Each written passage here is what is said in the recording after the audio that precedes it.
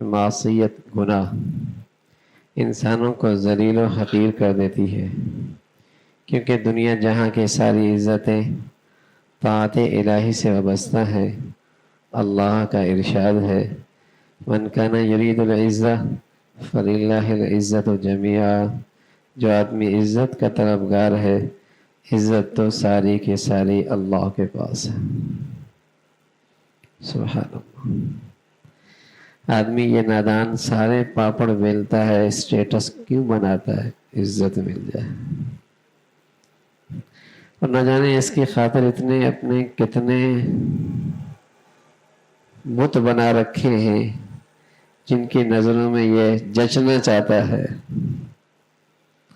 جن کی نظروں میں یہ کچھ بننا چاہتا ہے، اس کے بجائے ایک ذات کے سامنے اگر سنور جاتا تو اللہ سلیم الفطرت لوگوں کے دلوں میں بھی اس کی عزت ڈال دیتے ہیں۔ بعض صالحین سلف کی یہ دعا تھی، اے اللہ اپنی طاعت سے مجھے عزت فتح فرما، نافرمانی سے مجھے ذلیل نہ کر۔ نافرمانی کرنا یہ علامت ہے ذلت کی طرف قدم پڑ گئے، ذلت کی طرف قدم پڑ گئے۔ اللہم اعزنی بطاعتک ولا تذلنی بمعصیتک، اے اللہ ہمیں اپنی اطاعت سے عزت عطا فرما، نافرمانی سے مجھے ذلیل نہ کر۔ حضرت حسن بصری رحمۃ اللہ علیہ کا ارشاد ہے، لوگ اگرچہ قوی اور خوبصورت خچروں پر سوار ہو کر دوڑتے پھریں، گھر بجاتے پھریں، ان کی تیز رفتاری پر فخر نخوت کے ڈھول پیٹتے رہیں، لیکن گناہوں کی ذلت جو ان پر لازم ہو چکی ہے وہ کبھی دور نہیں ہو سکتی۔ اس زمانے میں سواریاں گھوڑے ہوا کرتے تھے، خچر ہوا کرتے تھے، فرمان لگے بے شک دوڑاتے پھریں اور اپنی تیز رفتاری پر فخر کرتے رہیں، لیکن گناہوں کی ذلت سے یہ نہیں بچ سکتے۔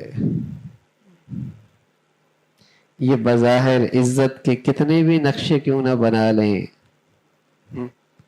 گناہوں کی ذلت انہیں پہنچ کر رہے گی، گناہوں کی ذلت پہنچ کر رہے گی۔ اور بھائی اصل عزت تو دلوں کی ہوتی ہے، اصل عزت تو دلوں کی ہوتی ہے۔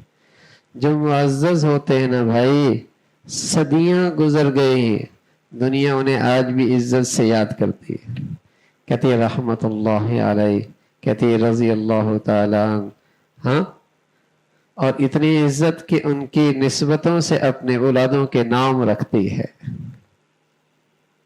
یہ عزت ہے۔ کیا تھا ان کے پاس؟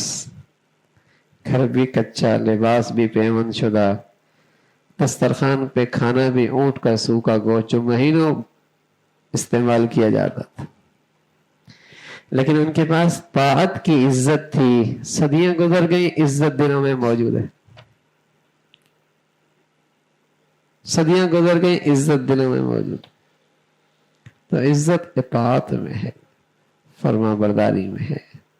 حضرت عبداللہ ابن مبارک رحمۃ اللہ علیہ نے فرمایا، رأیت الذنوب تمیت القلوب وقد یورث الذلہ، میں نے دیکھا کہ گناہ دلوں کو مردہ کر دیتے ہیں، اور گناہوں کی مداومت ذلت کا باعث ہے۔ گناہوں سے بچنا دلوں کی زندگی ہے، اور تمہارے لیے خیر یہ ہے تم گناہوں کی مخالفت کرو۔